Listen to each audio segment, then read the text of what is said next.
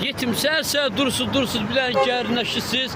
Deyirsiniz, cibobum bez xəyyam, logogon des xəyyam, lubobum bez yetim.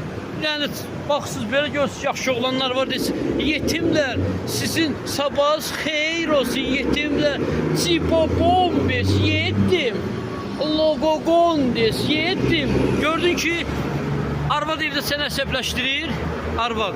Gəlirsən işə, əsəbisən da. Girən kimi işə, uşaqların hamısını görsən də, uşaqlar desə ki, başı. Hamı başlayır gülməyə da. Deyirsən ki, başı var, kül olsun. Sizin də başınıza qaynana kül eləsin. Sonra qaydırsınız ki, laka çıka. Onlar bir başa düşürlər. Öpürəm sizi, bu bir zarafatdır. Bütün